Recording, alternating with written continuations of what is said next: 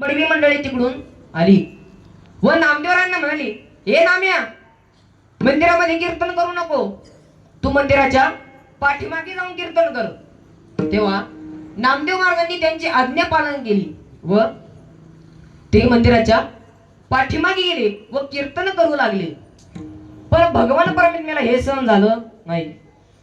भगवान परमेश्वर एक बस स्वतःचा अपमान झाला तर चालेल, पण भक्ताचा अपमान भगवंताला सहन होत नाही. अहो, भगवान परमेश्वराने काय केलं, जागच्या जागीच मंदिर फिरवलं.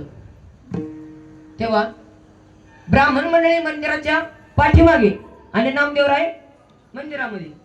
तेव्हा ती ब्राह्मण मंडळी परत नामदेव महाराजांकडे आली व नामदेवरायांना म्हणाली, अरे हे नाम्या, अरे परत सांगितलं ना की तू मंदिराच्या पाठीमागे जाऊन कीर्तन कर म्हणून. तेव्हा नामदेव महाराज म्हणाले, अहो, मी मंदिराच्या पाठीमागेच कीर्तन करतोय, पहा तो नंदी साक्षी आहे.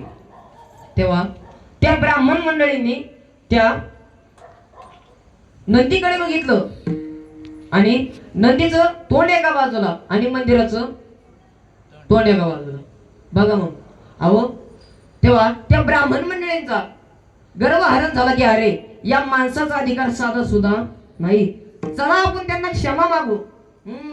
करा क्षमा अपराध महाराज तुम्ही सिद्ध. महाराज, आम्ही तुमचा अधिकार नाही विचारला, नाही विचारिला अधिकार म्या पुला.